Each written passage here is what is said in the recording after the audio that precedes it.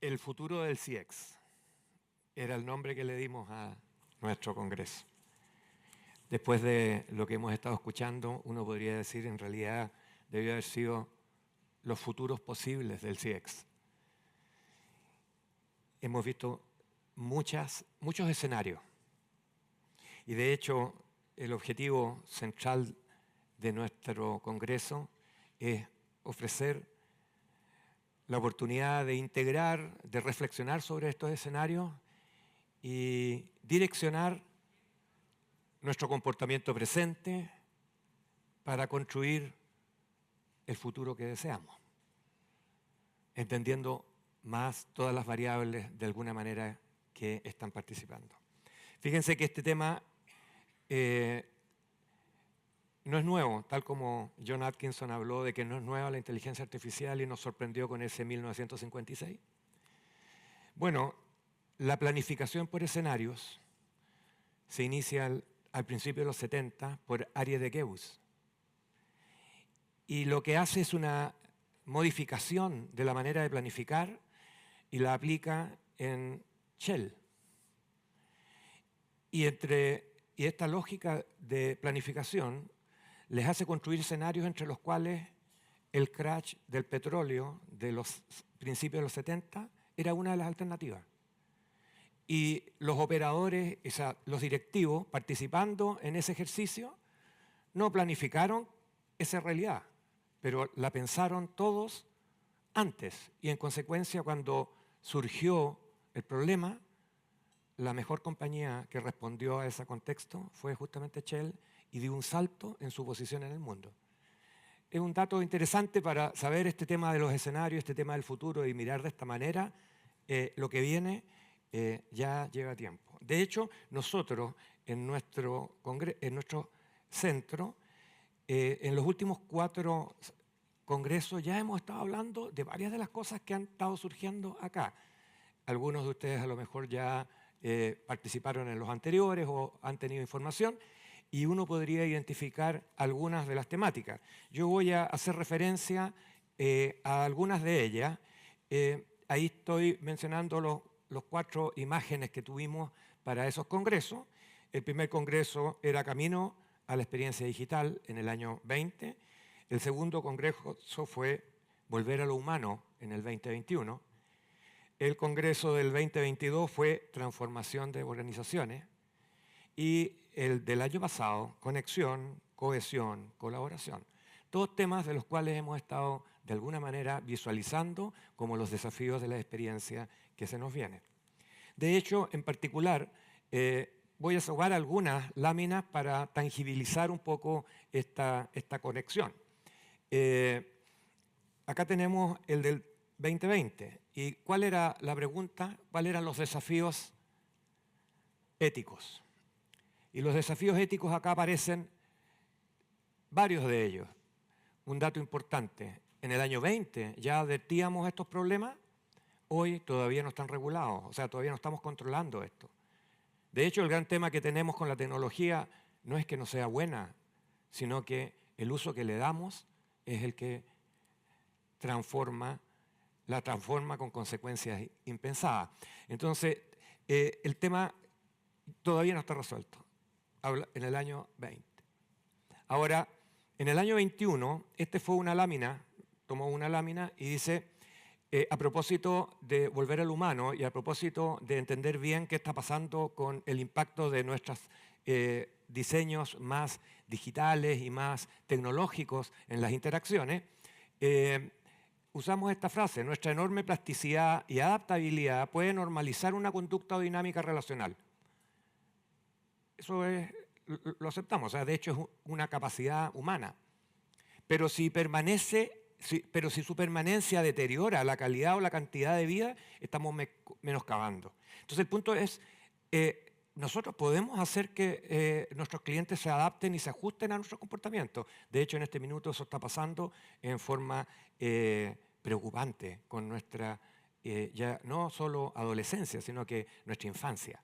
¿Ya? Y de pronto está construyéndose un acoplamiento entre la manera como estamos atendiendo, estamos prestando servicios, o en definitiva estamos construyendo experiencia para ello desde distintas organizaciones, pero estamos de alguna manera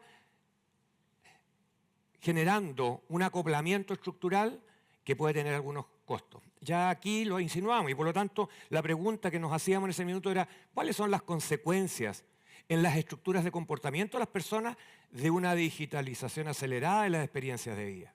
Esa era la pregunta y de alguna manera no lo resolvimos, está claro. Solamente insinuábamos la preocupación y la inquietud. Pero eso tiene que ver con esa manera de estar mirando hacia el futuro. Después, el aumento de la diversidad y la fragmentación social, esta es una lámina y un diagrama que nos ha preocupado desde hace 4 años. Y básicamente lo que hay aquí es que esta zona central verde es una zona donde las sociedades se desarrollan. Cuando las sociedades están en el sector superior izquierdo, con una cohesión muy alta, pero con baja diferenciación, baja espacios para la diversidad, entonces las potencialidades de desarrollo se reducen. Pero, por otro lado, cuando los niveles de cohesión en las sociedades son muy bajos, el aumento de la diversidad y la variedad me lleva a qué cosa, a que este punto, este par, llamémoslo ese punto del que partimos, ese punto blanco en el espacio verde, nos saca de la zona de desarrollo y nos pone en el caos. Entonces este punto lo levantábamos y ahí aparecen las razones y hay, ojo, estoy refiriendo a algunas láminas, no voy a poder explicarlas todas, quise simplificar porque además sabía que me iba a encontrar en este complejo tema de hacerlo en poco tiempo. Entonces, bueno, pero el punto que aquí señalamos es, estábamos en esto. La pregunta es, ¿esto se ha resuelto? ¿Esto está detenido? ¿Esto está regresando? ¿Hay algún avance que permita que el par cohesión, diversidad esté volviendo al espacio del desarrollo? No, no, no. Sigue desplazándose. Richard Leyer, me encanta a mí esta frase, este señor es un señor extraordinariamente interesante para leer y estudiar. Y él hace una frase, la principal función de la cultura es empujar la balanza en el dilema egoísmo-altruismo hacia la generosidad y lo prosocial, para aumentar la conexión humana y la cohesión y hacer sostenibles los agregados sociales. Esto es un tema bien interesante porque ¿qué es lo que nos ha ocurrido? Varios expositores han hecho referencia a la importancia de la cultura como parte de este mejor aprovechamiento del potencial que nos ofrece la tecnología. Muchas veces el descalce entre la cultura y eso produce efectos indeseables. De hecho, parte de eso va a ser lo que vamos a conversar luego. Agregábamos también en el año, cuando volviendo al humano, y aquí aparecían 4 grandes líneas a partir de la data, la existencia de un propósito, la existencia de condicionantes para que las personas operaran abiertas, en apertura, la conexión, propiciando la conexión y generando interdependencia colaborativa. Estas eran como las líneas que caracterizan lo que se llama una cultura de servicio. Una cultura de servicio es prosocial, ¿ya? Y es justamente desplaza hacia más al altruismo que al egoísmo el fenómeno, el equilibrio. Ahora, un punto importante, definitivamente en el futuro el individualismo no nos salva. O sea, claramente es lo que necesitamos en el mundo, no en Chile, no en mi organización, no en mi barrio, no, en el mundo necesitamos desplegar capacidad de cohesión y colaborativa. El año pasado, no, esta es muy larga, sí, pero solamente para mencionar, nos preocupaban las interacciones y estábamos advirtiendo todos los problemas que la naturaleza de las interacciones que estábamos teniendo se habían desplazado hacia lo digital.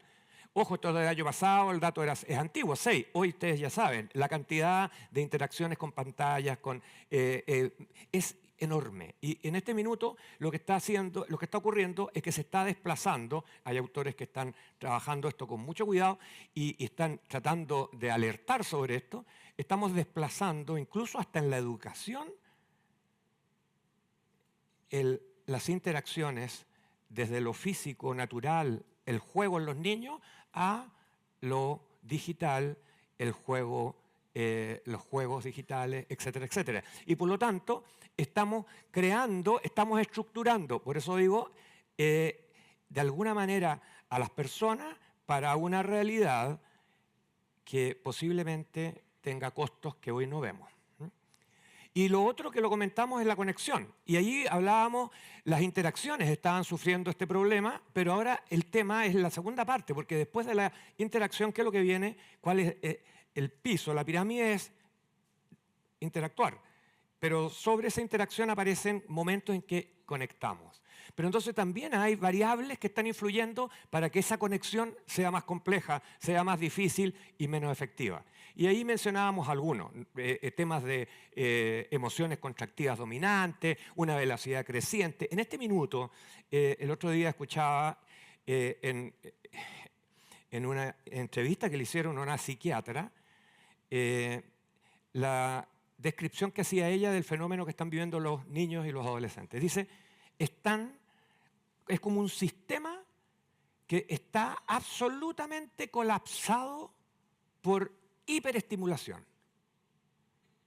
Y lo único que desean es expresarse, es que alguien los escuche. Pero nadie está escuchando. Todos estamos contribuyendo a aumentar la cantidad de estímulos. Y la conexión no puede ocurrir si es que no existe esta segunda componente.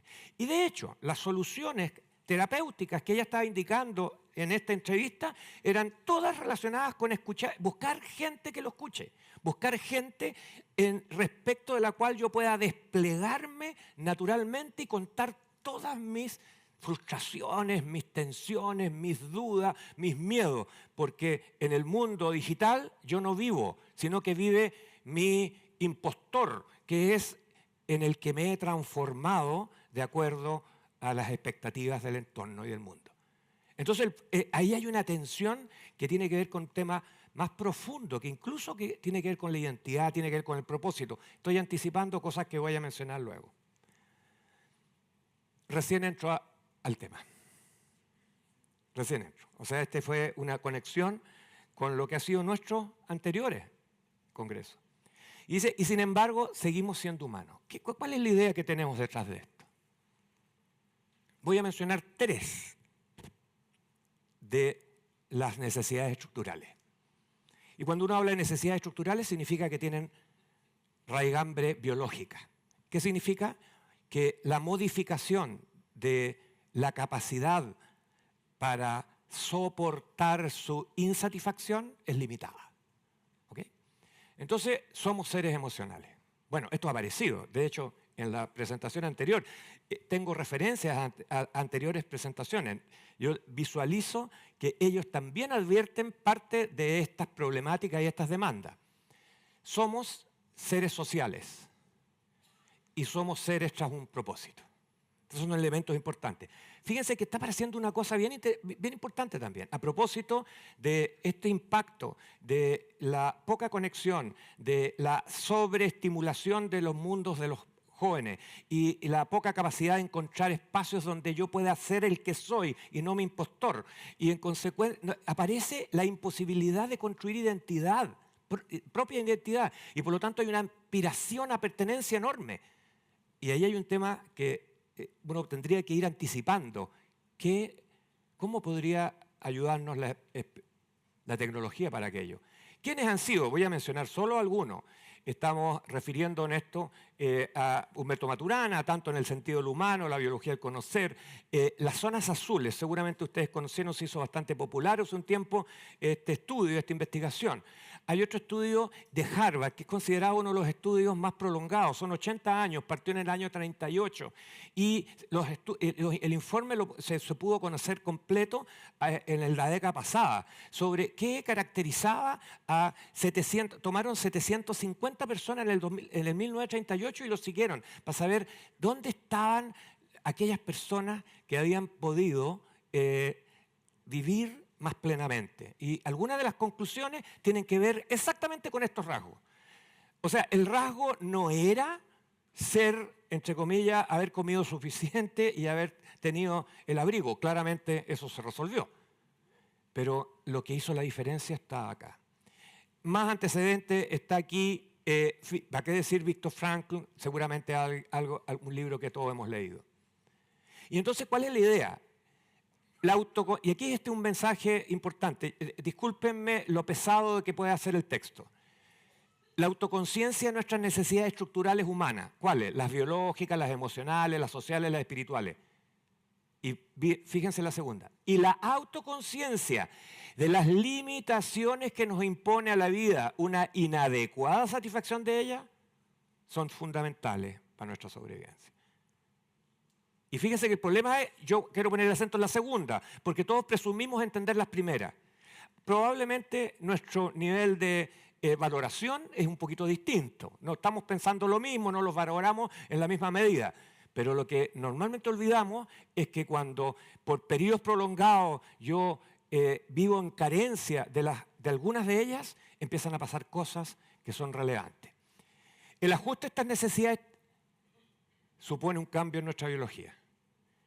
El potencial adaptativo de nuestra condición humana es aquel que nuestra biología permite. ¿Y cambia? La biología sí cambia, pero lento, lento. No a la velocidad de la tecnología, definitivamente. Y por lo tanto, acá hay un tema que no podemos sustraernos. Y fíjense que esto yo lo consideraría, esta es una restricción. Y voy a hacer referencia a la presentación de Angélica, cuando hablaba que uno de sus primeros temas era la teoría de restricciones. Bueno, acá tenemos una aplicación un poco distinta de cómo la presentó, pero que hace sentido. Acá está el gráfico. Desacople exponencial entre las dinámicas de cambio. O sea, las dinámicas humanas van en esa línea recta. Las dinámicas de la tecnología y de la innovación y de la ciencia van en ese exponencial. Ese mundo rojo es el mundo del desacople, el mundo de la brecha, el mundo... Bueno, hay mucha gente que está preocupada con esto en el mundo. Y entre las personas son de las personas más inteligentes. Entre paréntesis, nosotros la semana pasada a Daron Acemoglu, junto a otros dos, justamente uno de los coautores del libro referente para el premio, hablan de ¿qué? De la necesidad de hacer algo frente a la manera como se está desplegando la tecnología. Harari, hace poco escribió un libro Nexus, que también está hablando exactamente de la misma problemática. Pero aún Hinton, otro premio Nobel, hace una semana, nosotros en el Mercurio salió una entrevista, justamente la semana pasada, el fin de semana. ¿Quién es ese señor? Ese señor es el padre de la inteligencia artificial. Un doctorado en física que gana el premio Nobel, que le asignan el premio Nobel. Y juntos se lo asignan con su par, que es con los cuales han construido lo que hoy existe. Él estaba en Google, salió de Google, es una de esas personas que cuando explotó la inteligencia artificial se abrió y empezó... una de las cosas que surgió, como probablemente ustedes recuerdan alguna noticia, aparece él saliendo. ¿Y por qué sale? Porque él siente que ¿cómo se llama? El proceso no está en control. Edelman Trust, del 2024, principios de año, por primera vez aparece el temor en la ciudadanía con la innovación. La innovación siempre era como, tenía buena cara, pero de pronto este año cambió y este año empieza a aparecer una expectativa de que las empresas empiecen a asumir un rol consciente del proceso de uso de la innovación. Y eso es muy explícito y da origen, ese estudio se hizo a fines del año pasado, se presenta en el principio en enero, es interesante observar, les sugiero verlo. ¿Qué está ocurriendo desde el punto de vista del proceso de salirnos de la zona de desarrollo? Este es un tema que se ha ido agudizando, no se ha ido resolviendo. Ahora, ¿cuál es el punto? Nosotros tenemos acá la línea recta que termina allí en el vértice. Esa línea recta no la hemos podido doblar, cuesta doblarla. Posiblemente no llegaremos nunca a exponencial, pero sí podemos mejorar esa condición. Entonces también eso es una pregunta que nos podemos hacer. ¿De qué manera usamos la tecnología para mejorar nuestra capacidad adaptativa? Porque una de las cosas que dice el señor Acemoglu, para el cual le dieron el premio Nobel en Economía, junto con su coautor, es que las revoluciones industriales, y estamos viviendo la quinta, que es la de la inteligencia artificial generativa, y no solo generativa, sino que autónoma, etcétera, ya va a un ritmo alto. Bueno, esa es una revolución industrial que es muy rápida, es extraordinariamente rápida. Y la característica en los últimos 1000 años, de acuerdo al estudio que ellos hacen, es que todas las revoluciones industriales han creado un bolsón de disrupciones sociales complejas.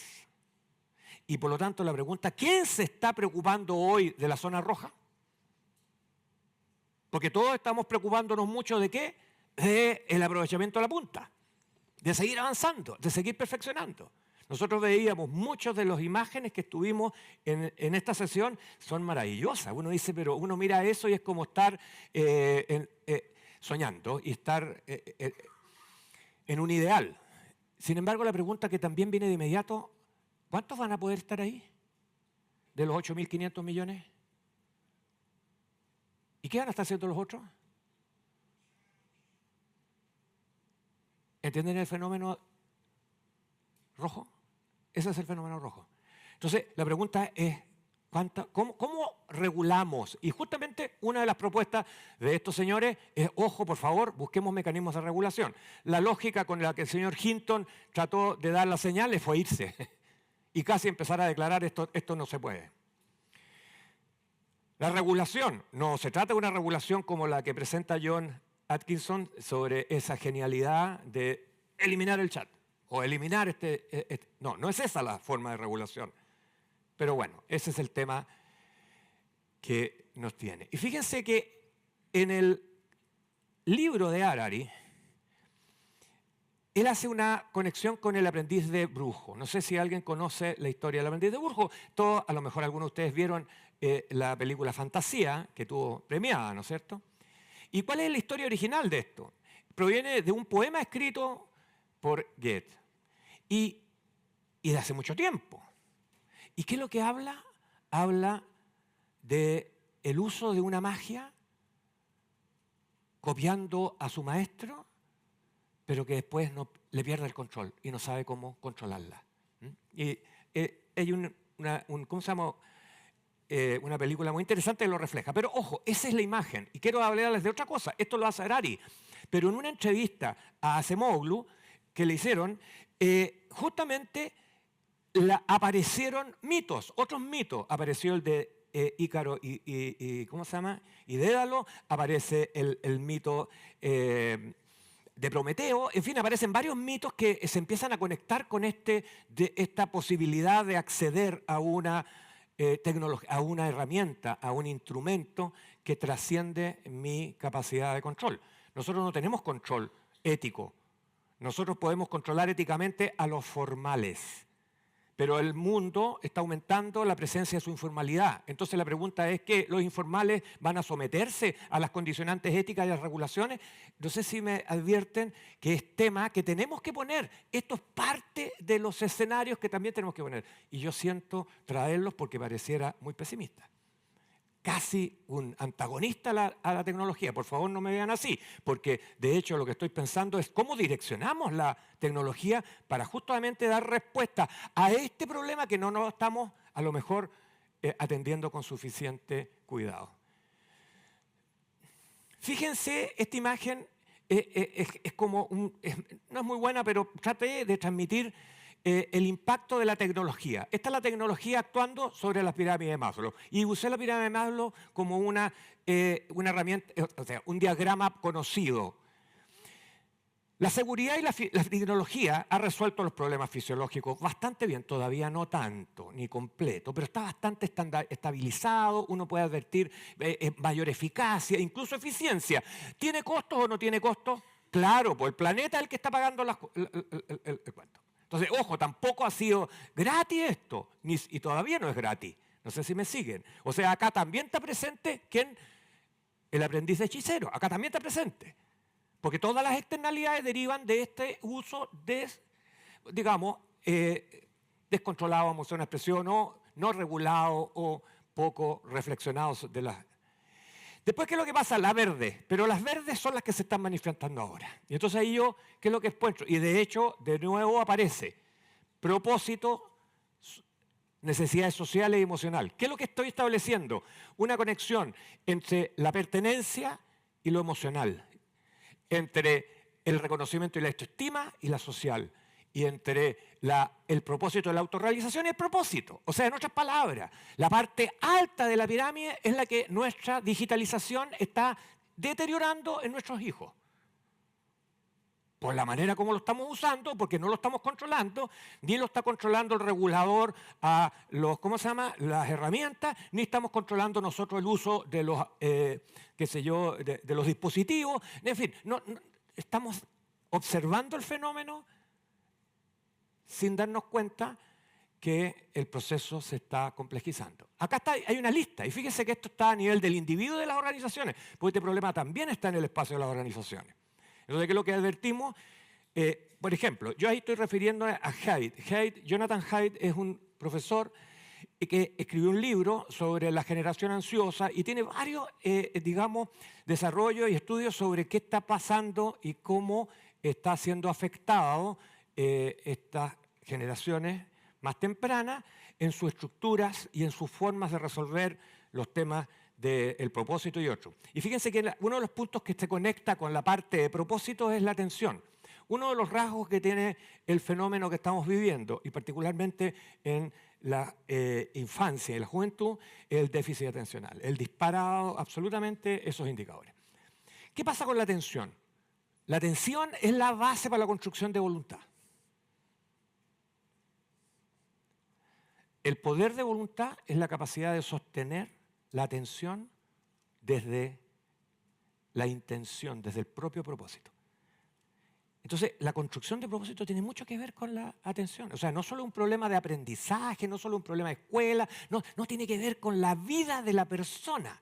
Tiene que ver con la posibilidad de desarrollar su voluntad para autodeterminarse. Es una cuestión muy potente. Eso que está pasando ahí, ellos hablan de eso y nadie lo escucha. O bueno, sí se escucha, pero lo olvidamos, no lo tenemos a la mano. O como estamos en la otra lógica, en el otro escenario, no estamos advirtiendo. El tema social, bueno, no quiero irme a los detalles, ¿saben por qué? Acá hay una lista de referencia y ustedes van a tener la presentación, así que lo que les invito más bien es a mirar el marco. Señores, la tecnología en el espacio de la digitalización está afectando las áreas de necesidades o las necesidades sociales, la parte social y la parte de la autorrealización. Al final, ¿qué es lo que hice hoy día o qué estoy haciendo? Les estoy presentando otra mirada. O sea, yo no estoy tan preocupado de la punta. No es que no me guste, me encantó. Yo escuché muchísimas y bonitas, ¿cómo se llama?, experiencias posibles. Es más, advierto muchas que no están tan voladas, pero que están mucho más cerca, incluso de la solución de necesidad o contribuir a la nación. Así que esto no es una crítica a las anteriores, sino más bien incorporemos este escenario y veamos de qué manera podemos efectivamente contribuir a que la instalación de la tecnología y las dificultades que viva la quinta revolución industrial y con la incorporación de la IA sea más suave. ¿Tecnología al servicio de los clientes, PEC y del ecosistema del servicio? Sí. Y, por lo tanto, al futuro del CIEC mirado desde la revolución tecnológica que estamos viviendo, ¿cómo agregar? Esta es como la mirada arriba, ¿no? Ya subamos.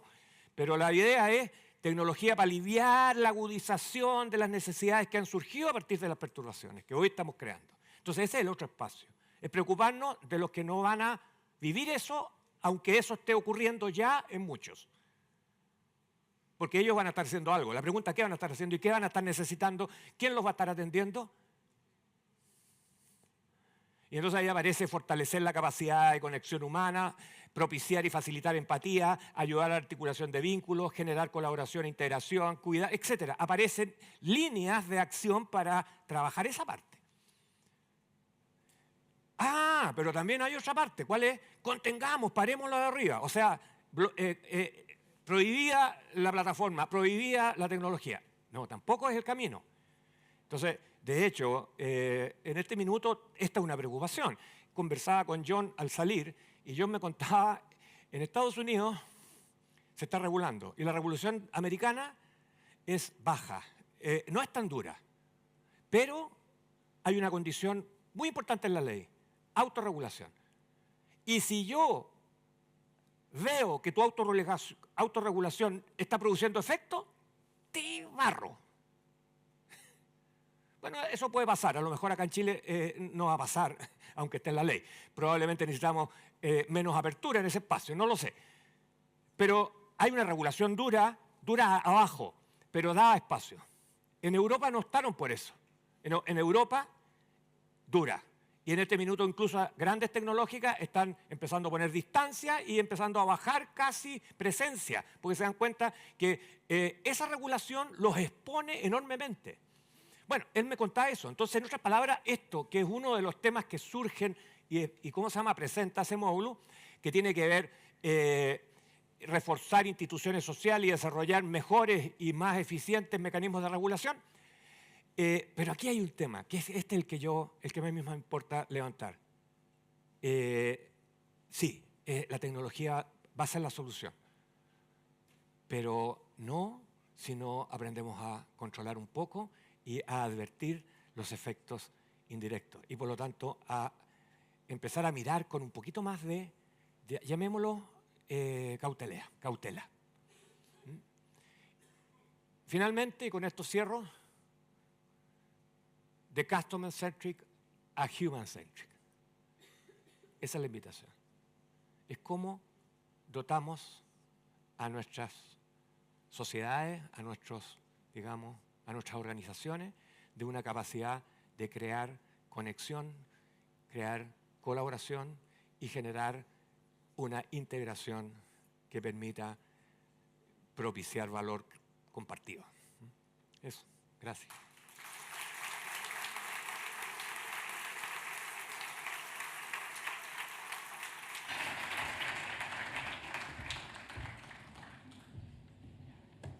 Muchas gracias, Rodrigo, por tus palabras. Y ahora sí que sí, para